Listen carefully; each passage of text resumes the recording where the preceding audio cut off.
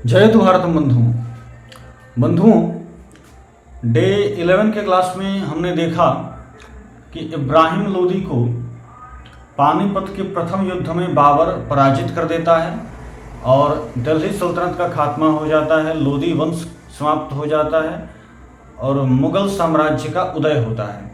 हम मुग़ल साम्राज्य की ओर बढ़ने वाले ही थे, लेकिन हमारे कदम रुक जाते हैं और हम अपनी दिशा को मोड़ देते हैं दूसरी ओर। क्यों ऐसा होता है? क्योंकि आपने एक नाम सुना होगा बाबर से संबंधित, बाबरनामा।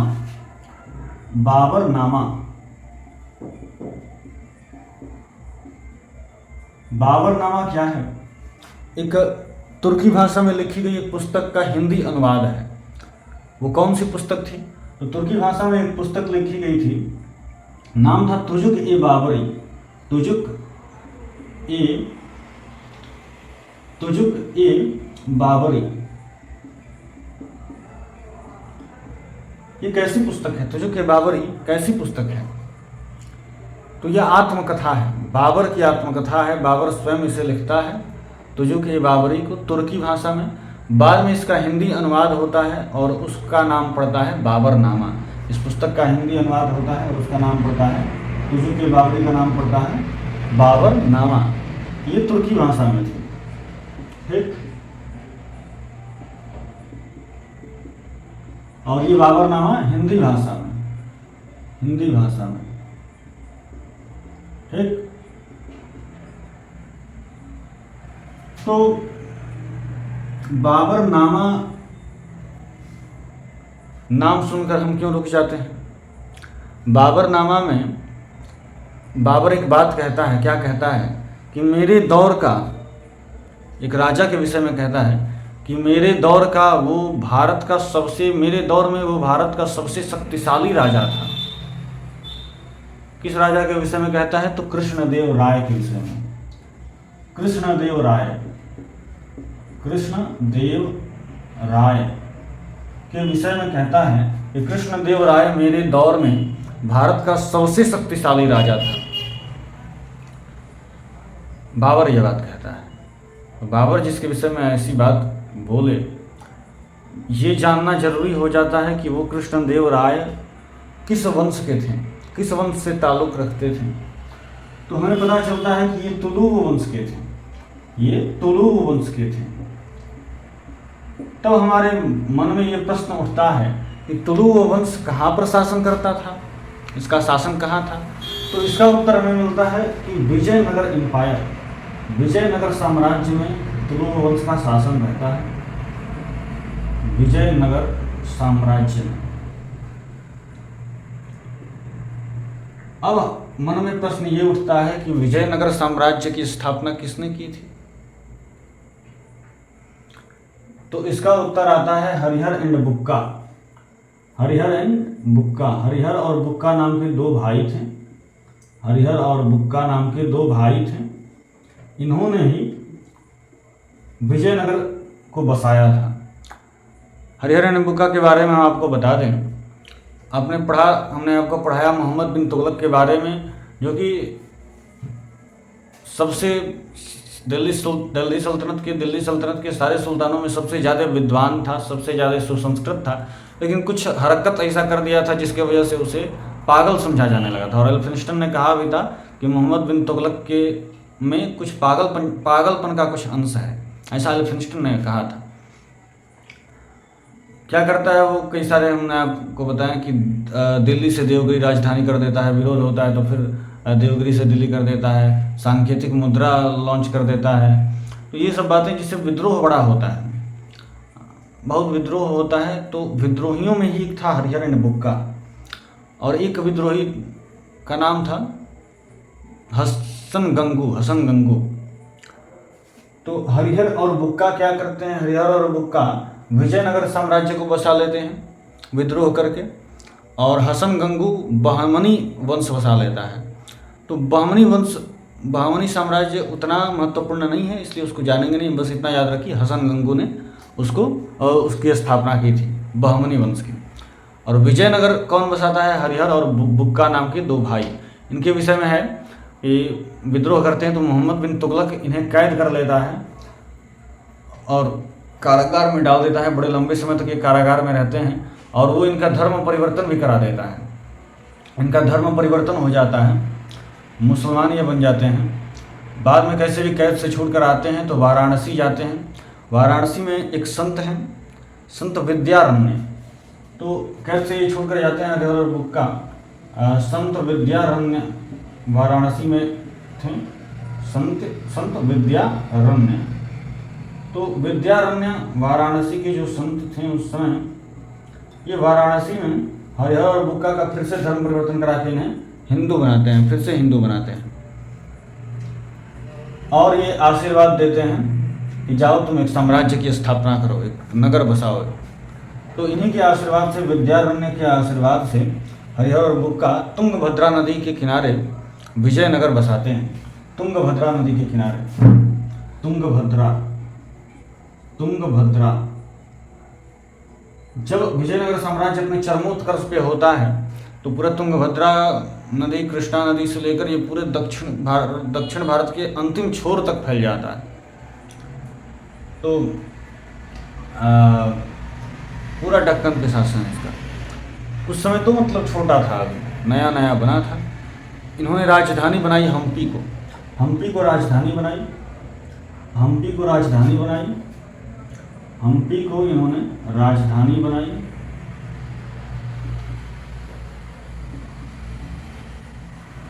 ये हम्पी आज के समय में वर्ल्ड हेरिटेज साइट्स में से एक है। हम्पी, हम्पी के बारे में बड़े बड़े लोगों ने बड़ी बड़ी बातें कही हैं, आपको बताएंगे हम। तो हम्पी, अच्छा, राजभाषा इनकी क्या थी? तेलुगु राजभाषा थी इनकी। राजभाषा क्या थी? तेलुगु। राजभाषा इनकी तेलुगु थी, ठीक। तो विजयनगर साम्राज्य का तो ये तो पता चल गया कि कृष्णदेवराय जो तुलुव वंश के राजा थे, इनका संबंध विजयनगर साम्राज्य से था। ये विजयनगर पर शासन करते थे। तो मन में अब ये प्रश्न उठता है, क्या विजयनगर में ये तुलुव वंश ही एक वंश था या और भी वंश थे? जैसे दिल्ली सल्तनत में हमने 5 वंशों को देखा, गुलाम वंश, फिर खिलजी वंश, फिर क्या कहते हैं, तुगलक वंश, फिर सैयद वंश, फिर लोधी वंश। तो इतने वंश देखें तो वैसे विजयनगर में भी कई वंश क्या थे? यह तुलुव ही था? तो उत्तर मिलता है नहीं, 4 वंश थे। कितने वंश थे? 4 वंश। 4 वंश कौन कौन थे? तो संगम था, सलुव था, तुलुव था और अराविडु था। तो संगम, सलुव, तुलुव और अराविडु। अब अंग्रेजी मीडियम वाला जो लड़का होता है वो सब बोलता है संगम, सलुआ, तुलुआ। अंग्रेजी में तो आदत है, वो पता ना क्या लिखता है, सब में ए बाद में लगा देता है। अंग्रेजी में सलुव के बाद ए लगा देगा तो बच्चा सब पढ़ेगा सलुआ। तुलुव के बाद ए फिर से लिख देगा तो बच्चा सब पढ़ेगा तुलुआ। हिंदी में पढ़ो तो देखो सलुव वंश है, तुलुव वंश है, नामें बदल देते हो तुम अंग्रेजी पढ़ के। तो संगम, सलुव और तुलुव और अराविडु, ठीक, ये 4 वंश थे। तो तुलुव वंश तीसरा वंश था। पहले आता है संगम। संगम वंश, जो संगम वंश है, जैसे संगम वंश पहला वंश है तो इसकी स्थापना कौन करेगा? जो विजयनगर की स्थापना करेगा वही, माने हरिहर और बुक्का। तो हरिहर और बुक्का ने ही संगम वंश की स्थापना की। संगम वंश नाम क्यों रखा संगम? क्योंकि संगम हरिहर और बुक्का के पिता का नाम था। ये पिता का नाम था, हरिहर और बुक्का के पिताजी का नाम संगम था, इसलिए इन्होंने वंश का नाम अपने रखा, राजवंश का नाम संगम वंश, ठीक। तो संगम वंश हो गया। इसके बाद तो देखिए संगम वंश में 6 राजा आते हैं, 6 राजा आते हैं। संगम वंश में 6 राजा आते हैं। ये 6 राजा कौन कौन है? तो पहले राजा हरिहर प्रथम, देखिएगा, पहले हरिहर प्रथम आते हैं, हरिहर प्रथम, फिर बुक्का प्रथम, बुक्का प्रथम, फिर हरिहर द्वितीय,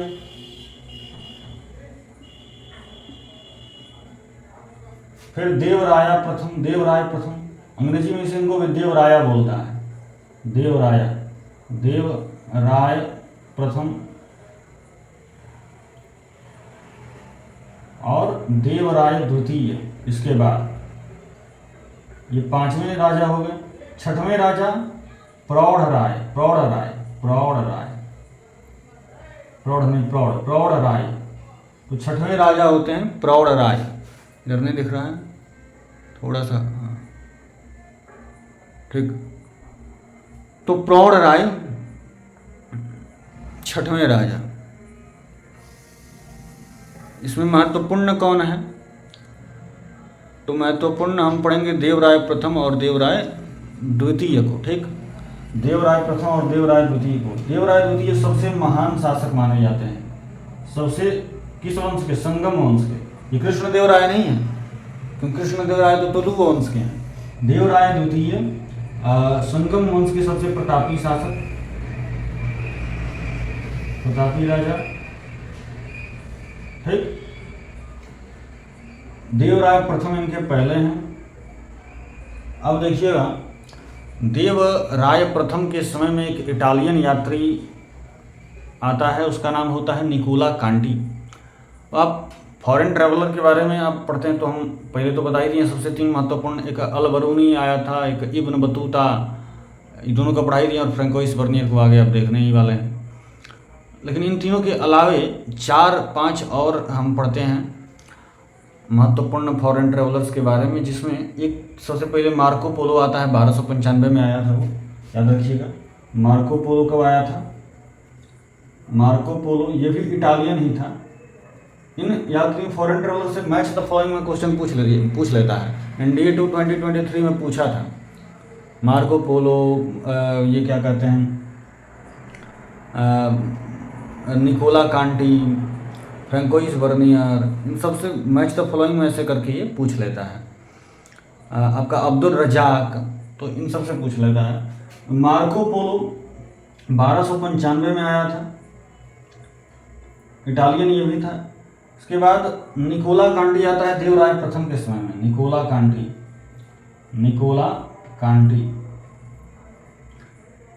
देवराय प्रथम कब राजा रहते हैं? ये संगम वंश की स्थापना तो होती है 1336 में। 1336 में मैं बताया मोहम्मद बिन तुगलक के समकालीन थे हरिहर बुक का, और मोहम्मद बिन तुगलक का शासन 1325 से 1351 तक रहता है, और 1336 में बन जाता है संगम वंश। 1336 में, तो हाँ 1336 में ये बन जाता है संगम वंश। कब तक रहता है? संगम वंश रहता है 1455 तक। संगम वंश 1455 तक रहता है। पूरा विजयनगर एम्पायर नहीं, विजयनगर एम्पायर का संगम वंश जो रहता है वो 1455 तक रहता है। उसके बाद सलुव वंश आता है 1455 के बाद। खैर, आपका ये जो है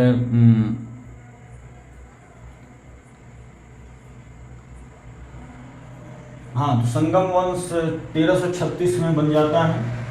और देवराय प्रथम कब राजा रहते हैं? देवराय प्रथम जो कि चौथे शासक हैं, इनका कालखंड रहता है देवराय प्रथम का 1406 से लेकर 1422 तक। 1406 से लेकर 1422 तक देवराय प्रथम 1406 से लेकर 1422 तक। इन्हीं के समय में निकोला कांटी आता है, इसी बीच में आया होगा 1406 से 1422 तक। कब आया निकोला कांटी, कब आया? तो इसके बीच में 1419 में आया। निकोला कांटी कब आया? 1419 में आया। मार्को पोलो 1295 में, निकोला कांटी 1419 में। ठीक। देवराय द्वितीय को जानते हैं, जो सबसे प्रतापी शासक संगम वंश के माने जाते हैं, देवराय द्वितीय को। तो जो देवराय द्वितीय थे, इनके समय में अब्दुल रजाक आया था। अब्दुल रजाक आया था। देवराय द्वितीय के समय में अब्दुल रजाक आया था। एक फारसी यात्री थे, फारसी दूत भी था, पर्शियन एम्बेसडर था। अब्दुल रजाक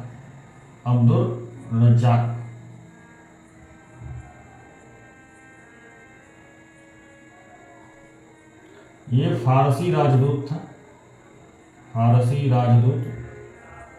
ठीक, फारसी राजदूत था अब्दुल रजाक का कथन था, इसने कहा था कि मैंने हम्पी जैसा जगह दुनिया में कहीं नहीं देखा। हम्पी जैसा जगह, जैसा स्थान, जैसा नगर, ऐसी राजधानी मैंने दुनिया में कहीं नहीं देखा, दुनिया में कहीं नहीं देखा। अब्दुल रज़ाक ये कहता है हम पे इतना समृद्ध था। खैर, तो ये कब आया? देवराय द्वितीय के समय में आया। अच्छा, देवराय द्वितीय का शासनकाल 1422 तक रहे देवराय प्रथम, उसके बाद आए देवराय द्वितीय 1422 से लेकर 1446 तक, 1422 से लेकर 1446 तक। ठीक, इसमें अब्दुल रज़ाक रहा 3 वर्ष 1442 से 1445 तक, 42 से 45 तक, 1442 से 1445 तक अब्दुल रज़ाक रहा। ठीक, इतनी बातें देवराय द्वितीय के बाद प्रौढ़ राय आते हैं, महत्वपूर्ण है नहीं उतने, तो इतना हो गया। अब जो आगे है संगम तो चला गया, इसके बाद सलुआ आता है। तो सलुआ वंश उतना महत्वपूर्ण का ये है नहीं, उसका बस आप याद रखिए शासक का नाम नरसिम्हा सलुआ। हाँ पा, तो सलुआ वंश के शासक का नाम याद रखिए नरसिम्हा सलुआ। सलुआ वंश इसके बाद आता है, सलुआ वंश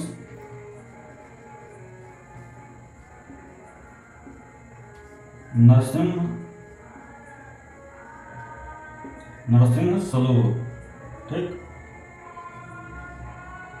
ये कब से कब तक रहते हैं?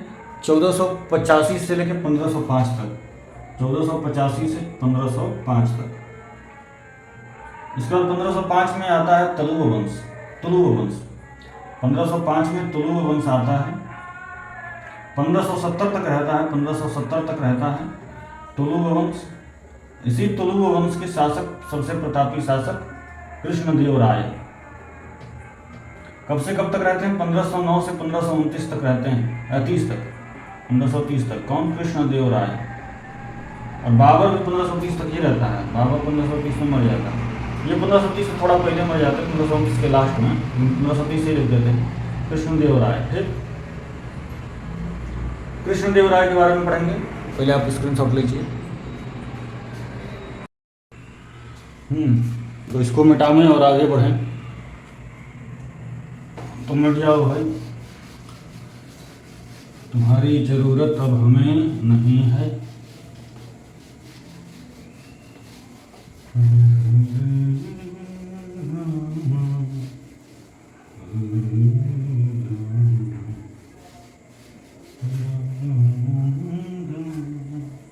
देखिए, हमने देखा 1505 से 1570 तक तुलुआ वंश रहता है, 1505 से 1570 तक। ठीक, तुलुआ वंश रहता है।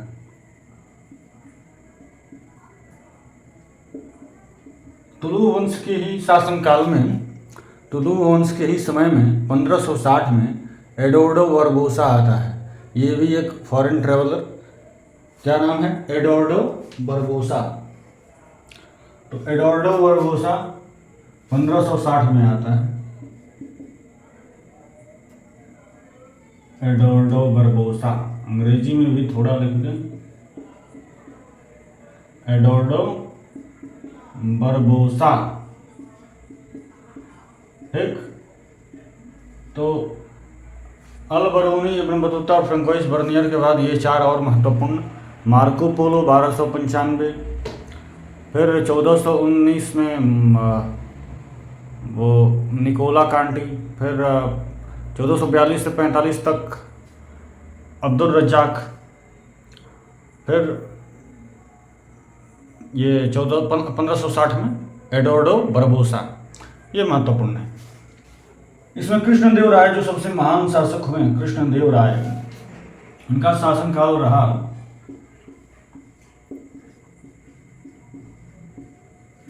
1505 से 1530 तक, 1529 के अंत तक रहा, 1530 ही हम मान लिए हैं। ठीक है, तो 1505 से 1530 तक ये शासक रहे, राजा रहे विजयनगर एम्पायर के। इनके समय में विजयनगर एम्पायर सबसे समृद्ध था, पूरा दक्कन पर इनका राज्य था। कोई आंख उठाकर इनके तरफ देखने की हिम्मत नहीं करता था,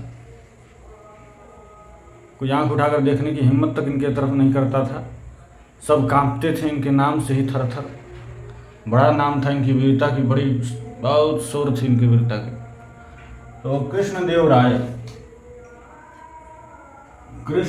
राय इनके दरबार में अष्टदिग्गज रहते थे। अष्टदिग्गज, अब अष्टदिग्गज का मतलब आप ये मत समझ जाइएगा दिग्गज माने वीर। अष्टदिग्गज ये 8 तेलुगु कवियों को कहा जाता है। 8 तेलुगु कवि इनके दरबार में रहते थे, ठीक है। इसीलिए इस युग को तेलुगु साहित्य का स्वर्णिम युग कहा जाता है। तेलुगु साहित्य का स्वर्णिम युग, 8 तेलुगु कवि इनके दरबार में, स्वर्णिम युग यानी कि golden age of Telugu literature, या फिर classic age of Telugu literature भी बोला जाता है, ठीक है। ये खुद भी बड़े विद्वान थे तेलुगु भाषा और संस्कृत भाषा के। कृष्णदेव राय खुद भी लिखे हैं ग्रंथ, अपने काव्य लिखे हैं इन्होंने। तेलुगु भाषा में इन्होंने लिखा अमुक्त माल्या, और संस्कृत में लिखा जम्बावती कल्याणम। क्या लिखा? जम्बावती कल्याणम। तो कृष्णदेव राय खुद भी बड़े विद्वान कवि थे। ये भी तेलुगु संस्कृत दोनों में महारत हासिल था इनको। तेलुगु में इनकी रचना अमुक्त माल्या है, अमुक्त माल्या, और संस्कृत में जो इनकी रचना है उसका नाम है जम्बावती कल्याणम। जम्बावती कल्याणम, ठीक। ये बात हो गई। अब जो कृष्णदेव राय थे इनके ही दरबार में तेनालीरामन रहते थे। तेनालीरामन के विषय में आपने सुना ही होगा। हम लोग छोटे थे तो तेनालीरामन का एक कार्टून आता था, सीरियल था, वो कार्टून के रूप में वो सीरियल था, कार्टून के जैसा। अब तो शायद नया सीरियल भी बन गया है, कुछ साल पहले चल रहा था, साल भर पहले 2 साल पहले चल रहा था। लेकिन हम लोग जब छोटे थे तेनालीरामन का कार्टून आता था, बड़ा देखते थे। तो ये तेनालीरामन जिन्होंने पांडुलम की रचना की, इन्हीं के दरबार में थे। पांडुलम की रचना इन्होंने की थी, ठीक है। ये इतना महत्वपूर्ण नहीं है पांडुलम, लेकिन हाँ ये अमुक्त माल्या और जम्बावती कल्याणम महत्वपूर्ण है, ठीक। इन्होंने नागलपुर में हजारा मंदिर बनवाया था। नागलपुर में हजारा मंदिर,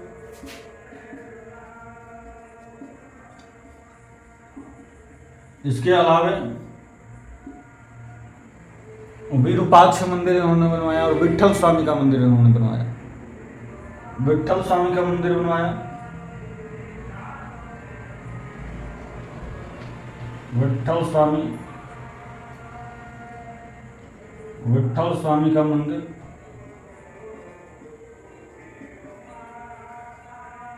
तो विट्ठल स्वामी का मंदिर बनवाया, साथ में विरूपाक्ष का भी मंदिर इन्होंने बनवाया, विरूपाक्ष मंदिर, ठीक। तो विरूपाक्ष मंदिर बनवाया। इन मंदिरों का इन्होंने निर्माण करवाया था कृष्णदेव राय ने। अब इनके समय में एक व्यवस्था प्रसिद्ध थी, प्रशासनिक व्यवस्था में। सब कुछ नहीं पढ़ेंगे तो बहुत कुछ है कृष्णदेव राय के विषय में, घंटा भर बीत जाएगा, और वो आवश्यक हमारे लिए नहीं है। आयंगल व्यवस्था एक थी, आयंगल कहा जाता था या आयंगर कहा जाता था? आयंगर कहा जाता था। आयंगर व्यवस्था, आयंगर व्यवस्था जो थी, ये व्यवस्था ग्रामीण प्रशासन को सुचारू रूप से चलाने के लिए थी, ठीक। ग्रामीण प्रशासन को सुचारू रूप से चलाने के लिए, प्रशासन को सुचारू रूप से चलाने के लिए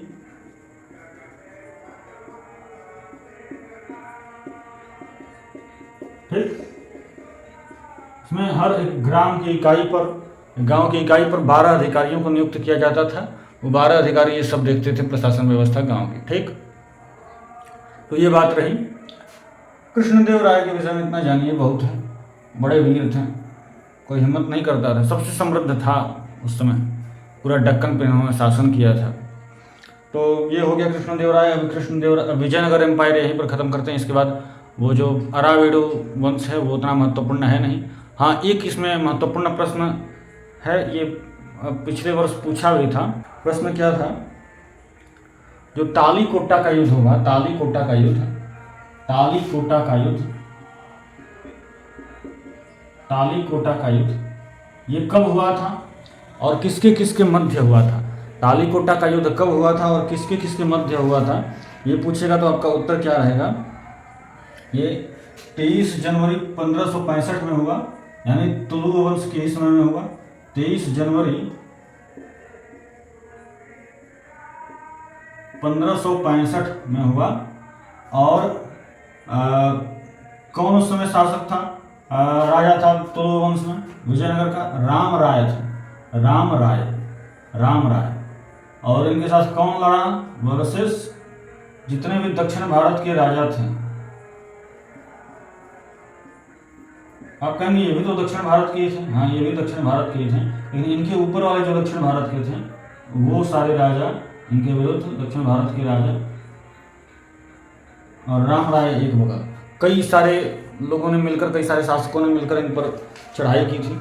इसमें सूची है आपका, बीजापुर था, अहमदनगर था, बीजापुर अहमदनगर के बाद ये और भी थे, तो बीजापुर अहमदनगर इसमें प्रमुख है।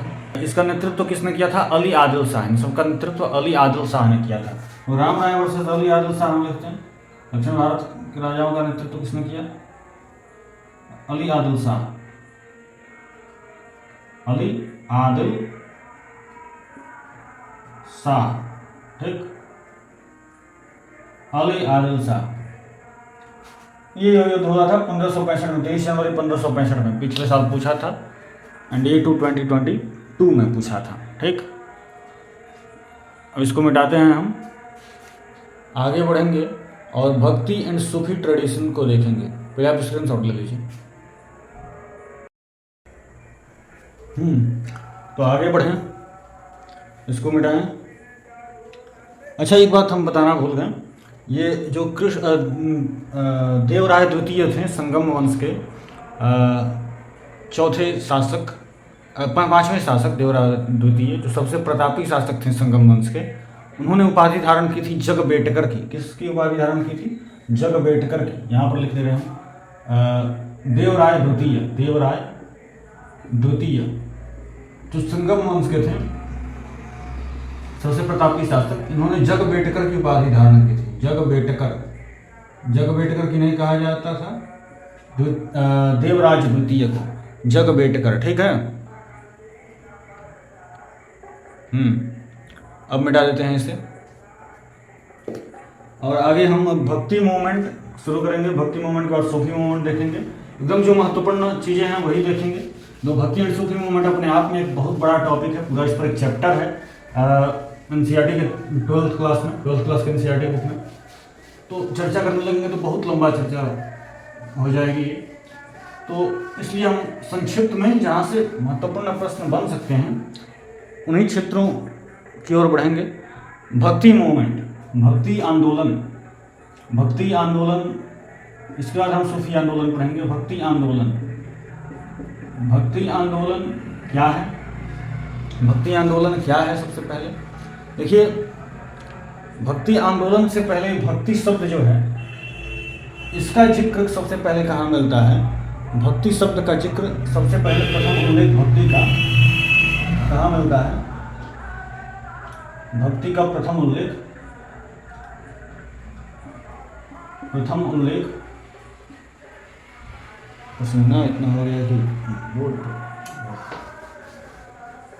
हाँ, तो भक्ति का प्रथम उल्लेख जो होता है, मिलता है, वो श्वेतांबर उपनिषद में मिलता है। श्वेतांबर उपनिषद में मिलता है।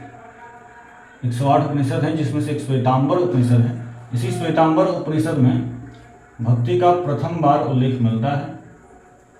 अब भक्ति आंदोलन है क्या? तो देखिए, इसका मुख्य उद्देश्य था हिंदू धर्म का प्रचार और ये समाज सुधार। तो हिंदू धर्म का प्रचार और समाज सुधार के लिए एक धार्मिक आंदोलन चला जिसका नाम भक्ति आंदोलन रखा गया। ये कहाँ से शुरू हुआ? तो दक्षिण भारत से शुरू हुआ और बाद में उत्तर भारत तक पहुँचा। दक्षिण भारत से शुरू हुआ, दक्षिण भारत में 6वीं शताब्दी में आया। 6वीं शताब्दी में ये दक्षिण भारत में आता है और 13वीं शताब्दी में ये उत्तर भारत में अपने चरमोत्कर्ष पे होता है। तो दक्षिण भारत में 6वीं शताब्दी में 6th सेंचुरी में आ रहा है। 6वीं शताब्दी में, 6वीं शताब्दी में पुराना वाला अच्छा लिखते हैं। 6वीं शताब्दी में ये दक्षिण भारत से प्रारंभ होगा और 13वीं शताब्दी में ये उत्तर भारत में आए। इसको दक्षिण भारत से उत्तर भारत में ले आने वाले संत का नाम संत श्री रामानंद जी, संत श्री रामानंद जी।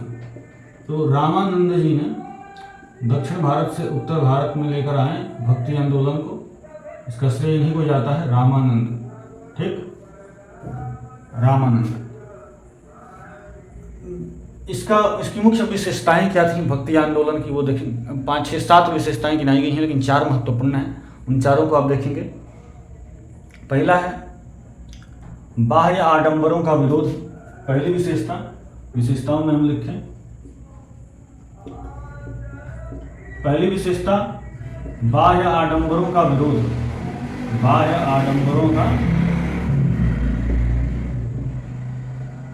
आडंबर का विरोध। फिर दूसरी चीज है वर्ण व्यवस्था का विरोध। वर्ण व्यवस्था का विरोध। तीसरी चीज है जनसाधारण के प्रति, मानव के प्रति सेवा का भाव रखना। मानव के प्रति सेवा का भाव रखना, तो मानव सेवा पर बल दिया गया। तीसरी विशेषता मानव सेवा पर बल देना। ठीक, मानव सेवा पर बल। चौथी विशेषता इसकी क्या है? इसकी चौथी विशेषता है स्थानीय भाषा में धर्म का प्रचार। स्थानीय भाषा में उपदेश। स्थानीय भाषा में उपदेश। स्थानीय भाषा से लोग ज्यादा जुड़ेंगे अपने स्थान की, अपनी जगह की भाषा से।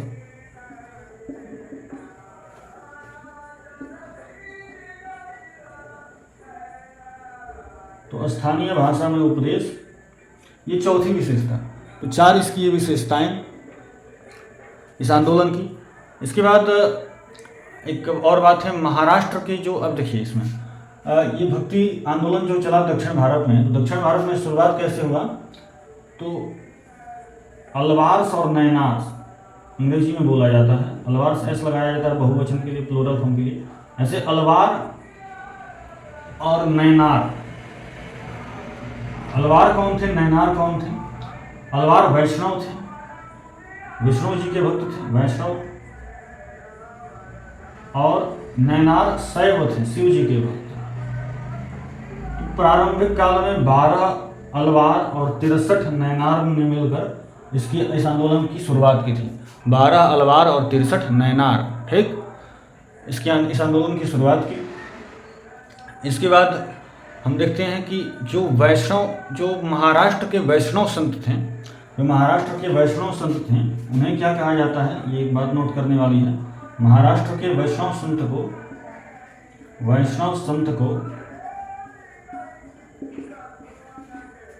विठोबा के संत कहा गया। विठोबा के संत, क्योंकि ये विठोबा भगवान के उपासक थे, तो विठोबा के संत।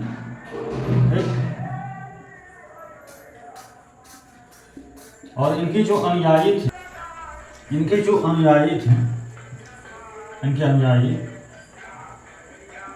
अनुयायियों को कहा गया,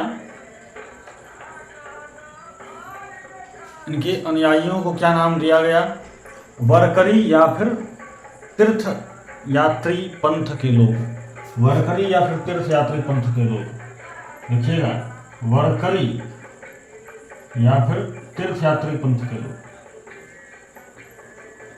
ठीक, इतना हो गया। अब दक्षिण भारत में कुछ प्रमुख संत भक्ति मूवमेंट के, जिसमें शंकराचार्य आते हैं, वल्लभाचार्य आते हैं, निम्बार्काचार्य आते हैं, रामानुजाचार्य आते हैं। तो प्रमुख संतों के बारे में हम जरा देख लें, इसे मिटाते हैं।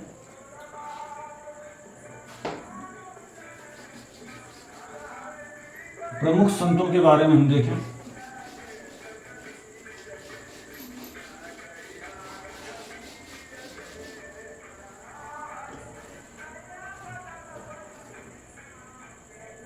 देखिए सबसे पहले तो शंकराचार्य हैं। शंकराचार्य हिंदू धर्म के प्रथम सुधारक माने जाते हैं शंकराचार्य। इनके समर्थक, इनके अनुयायी इन्हें शंकर जी का अवतार भी कहते थे। तो शंकराचार्य हिंदू धर्म के प्रथम सुधारक, आप लिख लीजिएगा। इनके जो सिद्धांत थे, एक अद्वैतावाद का सिद्धांत सबसे प्रसिद्ध है। इनका सिद्धांत अद्वैतावाद माने जीव और परमात्मा दोनों एक नहीं, दोनों अलग नहीं है, दोनों एक ही हैं। ये दो नहीं है, ये एक ही है। अद्वैतावाद, ये द्वैत नहीं है, जीव परमात्मा दोनों एक है। ये मायावाद का सिद्धांत दिया कि जगत एक मिथ्या है, भ्रम है। ये सब सिद्धांत देने वाले शंकराचार्य। इन्हें प्रच्छन्न बुद्ध कहा जाता है। प्रच्छन्न बुद्ध कहा गया। प्रच्छन्न बुद्ध क्यों कहा गया? क्योंकि जो बुद्ध बौद्ध धर्म की महायान नाम की शाखा थी, महायान से ये बड़े प्रभावित थे। महायान इन पर बड़ा प्रभावी था, इसलिए इन्हें प्रच्छन्न बुद्ध कहा गया। तीसरी बात यह कि शंकराचार्य को नर्मदा नदी के तट पे ओंकारेश्वर स्थान पे गुरु गोविंद जी योगी ने दीक्षा दी। ठीक, इन्हें दीक्षा दी। इसको शंकराचार्य को। इतना है इनके विषय में, इससे ज़्यादा जानने की आवश्यकता है नहीं। हम निर्गुण के उपासक थे। निर्गुण निराकार ब्रह्म को मानते थे, सगुण साकार को नहीं मानते थे। इनके बाद आते हैं रामानुजाचार्य। रामानुजाचार्य सगुण के उपासक थे। रामानुजाचार्य, इन्हें किसी ने शेषावतार कहा तो किसी ने विष्णु जी का ही अवतार कह दिया, रामानुजाचार्य। और इन्हें शंकर जी का अवतार शंकराचार्य। तो रामानुजाचार्य सगुण के उपासक थे, इनके उल्टा सगुण के उपासक थे। और इन्होंने अद्वैतवाद दिया तो इन्होंने द्वैतवाद दिया, इनके उल्टा द्वैतवाद। माने इन्होंने कहा कि जीव और परमात्मा दोनों एक नहीं है, दोनों अलग अलग हैं। हाँ, लेकिन सारे जीव परमात्मा से ही निकले हैं। इन्होंने उदाहरण दिया सूर्य और सूर्य की किरणों का। कहा कि सूर्य से निकलने वाली किरणें और सूर्य दोनों अलग अलग चीज़ें हैं। सूर्य से जब किरणें निकलती हैं तो धरती पर बिखर जाती हैं चारों तरफ, वो किरणें और सूर्य दोनों अलग हैं। लेकिन ये सत्य है कि सारी किरणें सूर्य से ही निकली हैं। उसी प्रकार जीव और परमात्मा दोनों अलग हैं, लेकिन सारे जीव जो हैं वो परमात्मा से ही निकले हैं, ब्रह्म से ही निकले हैं। तो ब्रह्म जीव दोनों एक नहीं है, दोनों अलग हैं। द्वैतवाद का सिद्धांत रामानुजाचार्य ने जिन्हें दिया, शंकराचार्य के अद्वैतवाद का खंडन किया। वो निर्गुण को मानते थे, सगुण को मानते थे। तो ये रामानुजाचार्य के विषय में है। अब इसके बाद रामानुजाचार्य के बाद आते हैं रामानंद जी, जो दक्षिण भारत से उत्तर भारत तक भक्ति मूवमेंट को लेकर आते हैं। 13वीं सदी में उत्तर भारत में भक्ति मूवमेंट, भक्ति आंदोलन आता है, 6वीं शताब्दी में दक्षिण भारत में। तो रामानंद जी जो थे, संत श्री रामानंद जी, इनका जन्म प्रयागराज में होता है। रामानंद इनका जन्म प्रयागराज में होता है। प्रयागराज में इनका जन्म होता है। इनके दो शिष्य थे। यहाँ से प्रश्न पूछता है, कबीर और रैदास। कबीर और रैदास दोनों इन्हीं के शिष्य थे। कबीर और रैदास रामानंद के शिष्य थे। ठीक, अब कबीर के शिष्य थे दादू दयाल। कबीर के अनुयायी दादू दयाल अकबर के समकालीन थे। अकबर ने इन्हें फतेहपुर सिकरी बुलवाया था।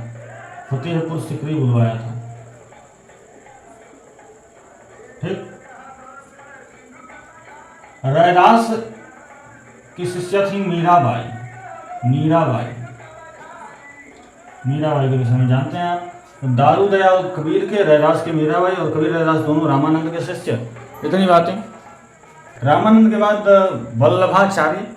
वल्लभाचार्य के शिष्य। वल्लभाचार्य हमने देखा दक्षिण भारत के प्रमुख संतों में वल्लभाचार्य, निम्बार्काचार्य।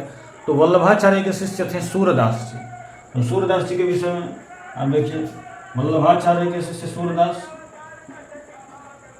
सूरदास जी को सूर्यदास जी को पुष्टि मार्ग का जहाज कहा जाता है। पुष्टि मार्ग का जहाज, पुष्टि मार्ग का जहाज।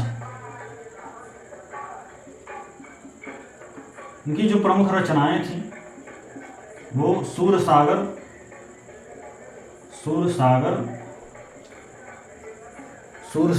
सूरसरावली और साहित्य लहरी। तो सूरसागर, सूरसरावली और साहित्य लहरी इनकी रचनाएं थी, प्रमुख रचनाएं। इसके बाद तुलसीदास जी को देखते हैं भक्ति आंदोलन में। तो तुलसीदास जी की प्रमुख रचनाओं से पूछेगा अगर तो रामचरितमानस है, कवितावली है, दोहावली है, सीता विवाह है, पार्वती विवाह है और आपका विनय पत्रिका है, हनुमान चालीसा है। लिखने की आवश्यकता ये सब है नहीं, इसे याद रख सकते हैं। अब इसके बाद अंतिम एक है चैतन्य महाप्रभु। बंगाल में भक्ति आंदोलन के प्रवर्तक यही रहे, चैतन्य महाप्रभु। तो चैतन्य महाप्रभु को देखिए, चैतन्य महाप्रभु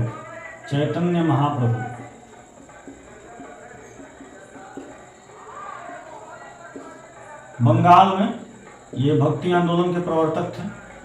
बंगाल संकीर्तन प्रथा के जनक यही थे, संकीर्तन प्रथा को यही लेकर आए थे। कृष्ण भक्त थे और मूर्ति पूजा और अवतारवाद को इन्होंने बढ़ावा दिया। गोसाई संघ की स्थापना इन्होंने की। देखिए गोसाई संघ की स्थापना इन्होंने की। और इसके अलावे हम बता चुके हैं संकीर्तन प्रथा के जनक ये हैं, संकीर्तन प्रथा के जनक हैं।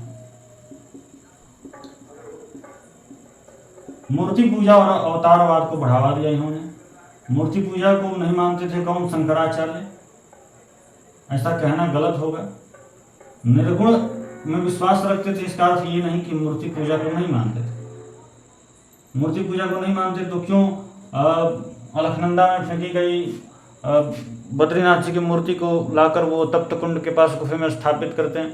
क्यों राजा कनकपाल, परमार शासक राजा कनकपाल की सहायता से बौद्धों को वहाँ से निष्कासित करते हैं?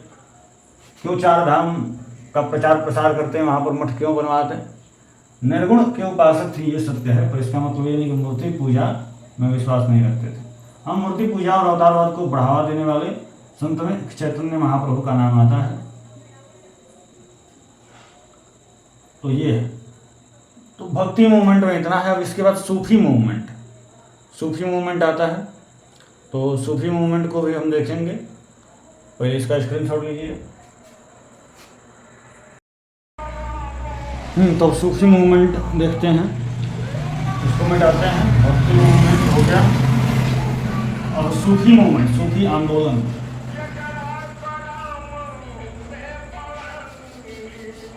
सूफी आंदोलन को करने के बाद ये डे 12 की क्लास खत्म होगी।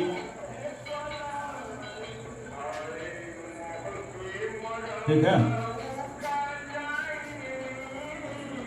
तो सूफी आंदोलन, ये सूफी आंदोलन आया कहाँ से? सूफ शब्द है, अरबी शब्द है सूफ अरबी शब्द है। इसका मतलब होता है ऊनी वस्त्र। क्या मतलब होता है? ऊनी वस्त्र। सूफ का मतलब ऊनी वस्त्र। अब सूफी आंदोलन लाने वाले जितने सूफी संत थे वो ऊनी वस्त्र धारण करते थे, इसीलिए इस आंदोलन का नाम सूफी आंदोलन पड़ा। ये ऊनी वस्त्र का मतलब होता है सूफ, अरबी में बोलते हैं। और सूफ से आ गया सूफी। तो इसकी शुरुआत कहाँ से हुई? इराक के बसरा से इसकी शुरुआत हुई। इराक के बसरा से सूफी आंदोलन की शुरुआत होती है। सूफी आंदोलन है क्या? तो जो इस्लाम की उदारवादी बातें हैं उनको संगीतमय ढंग से प्रस्तुत करना उद्देश्य था इसका। इराक के बसरा शुरू हुआ, तो भारत में कैसे आ गया? भारत में आया ये महमूद गजनवी के समय। महमूद गजनवी जब भारत में आया तो उसके साथ शेख अली हुजाविरी आया। शेख अली हुजावेरी जो आए, इन्होंने ही भारत में सूफी आंदोलन की शुरुआत की। तो शेख अली हुजावेरी।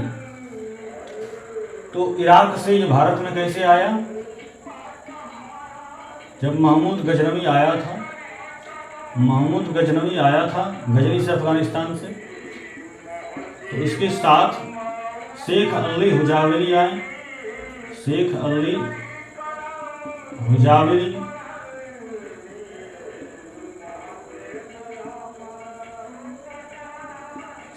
हुजावेरी ने सूफी आंदोलन की शुरुआत भारत में की। ठीक। अच्छा, सबसे पहली महिला सूफी संत कौन थी? तो राबिया, इराक के बसरा की थी राबिया। तो प्रथम महिला सूफी संत लिखिएगा, प्रथम महिला सूफी संत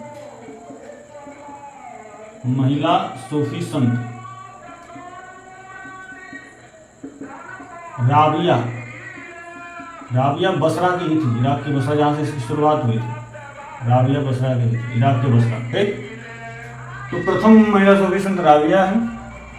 गजनवी के साथ शेख अली हुजावेरी भारत आया, जिसने से भारत में सूफी आंदोलन की शुरुआत की। अब सूफी आंदोलन में कुछ शब्द हैं, उनके क्या क्या टर्मिनोलॉजी आप देखिएगा। जैसे गुरु को पीर कहा जाता है, इसमें गुरु को पीर कहा गया, शिष्य को मुरीद कहा गया,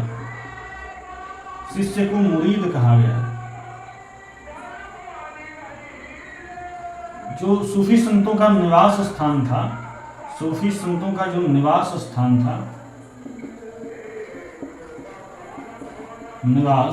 उसे खानकाह कहा गया। क्या कहा गया? खानकाह। संप्रदाय को सिलसिला कहा गया, ठीक। ये सब सारे टर्मिनोलॉजीज। हाँ, इसके अलावा मसीहा को महदी कहा गया,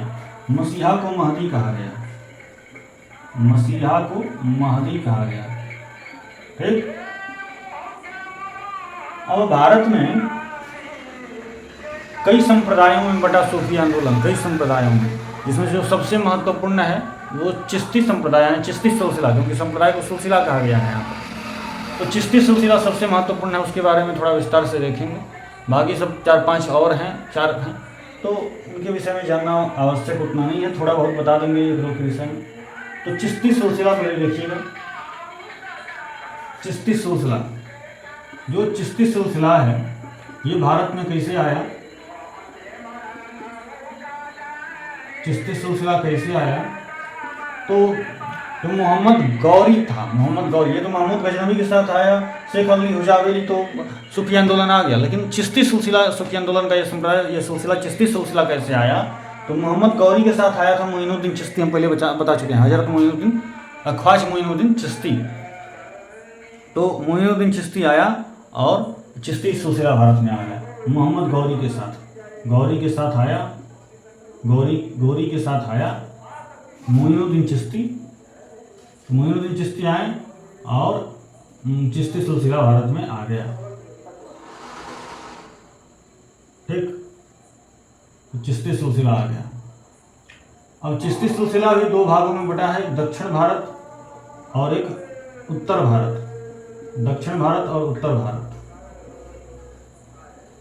इसमें सूफी संतों के नाम याद करना बड़ा आवश्यक है, क्योंकि पूछ सकता है कि निम्नलिखित में से कौन संत चिश्ती संप्रदाय, चिश्ती सिलसिले से संबंधित है। उसके लिए जब जानते रहेंगे तभी तो उत्तर देंगे। तो उत्तर भारत में 5 संत हैं। 5 संत कौन कौन से हैं? 5 संत कौन कौन से हैं? तो एक ख्वाजा बख्तियार काकी,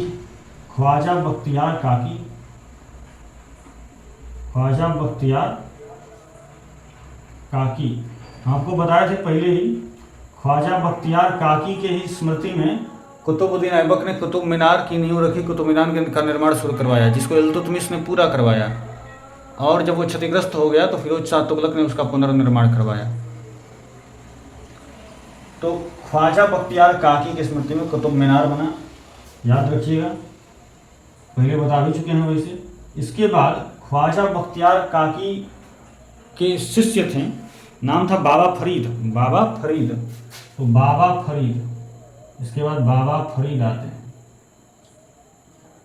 कौन? बाबा फरीद।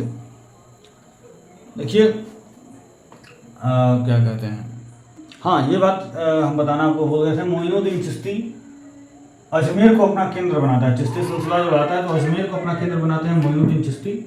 यही सोच रहे थे, क्या भूले थे। तो अजमेर को केंद्र बनाते हैं और अजमेर में ही इनका दरगाह भी है। मोइनुद्दीन चिश्ती का अजमेर में ही दरगाह है, अजमेर को केंद्र बनाते हैं।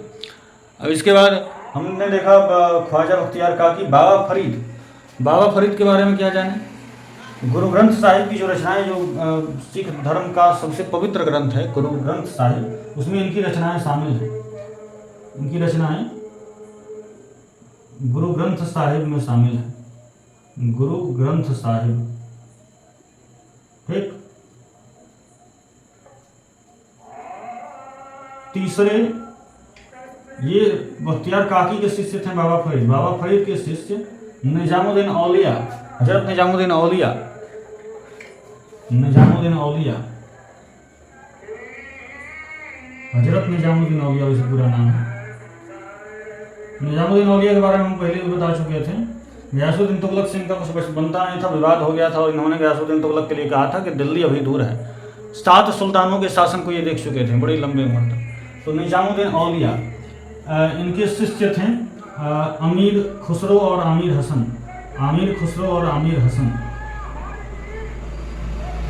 खुसरो और हसन।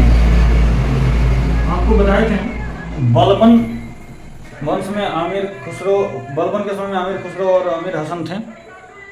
और निजामुद्दीन औलिया गयासुद्दीन तुगलक को बोले थे कि दिल्ली अभी दूर है। आप सोच रहे हैं कि बलबन तो पहले आया क्या कहते हैं गयासुद्दीन तुगलक से, और ये गुरु ये पहले होना चाहिए, ये शिष्य सब पहले कैसे हो गया। पहले हमको बता दें कि निजामुद्दीन औलिया 7 सुल्तानों की शासन को देखे थे, बहुत लंबे समय तक रहे थे। तो उस समय तक बुजुर्ग होंगे जब गयासुद्दीन तुगलक आया, क्योंकि 33 या 38 साल बाद गयासुद्दीन तुगलक आता है ना। ये 1287 में बलबन चला जाता है, उसके बाद आगे तुगलक वंश आता है, फिर खिलजी वंश आता है, उसके बाद में तुगलक वंश का गयासुद्दीन तुगलक 1320 में आता है। तो अंतर है 13-20-33 वर्ष का, 33 वर्ष का अंतर है दोनों में। तो शिष्य सब बलबन के समय में और ये गुरु जी तो 7 सुल्तानों के शासन को देखे थे। निजामुद्दीन औलिया, इसके बाद 1 2 3 हो गया। चौथा जो है चौथे संत हैं हजरत अलाउद्दीन साबिर। हजरत अलाउद्दीन साबिर बस लिखिए, अलाउद्दीन साबिर, ठीक। और लास्ट जो है 5वें नासिरुद्दीन चिराग देहलवी, ठीक। ये 5। दक्षिण भारत में कौन थे? 2 थे दक्षिण भारत में। इसमें पहले जो दक्षिण भारत में सूफी आंदोलन चिश्ती सिलसिले को शुरू करने वाले थे, उनका नाम था बुरहान। क्या नाम था? बुरहान। बुरहान को हीन गरीब भी कहा जाता था। बुरहान को हीन गरीब भी कहा जाता था। दौलताबाद को अपना केंद्र बनाया, दौलताबाद में इनका दरगाह भी है। हीन गरीब, ठीक। और दूसरे गेसु दराज, ठीक, गेसु दराज हो गया। अब चिश्ती सिलसिला का अंतिम सूफी संत नाम सलीम करके कुछ है। हाँ, शेख सलीम चिश्ती।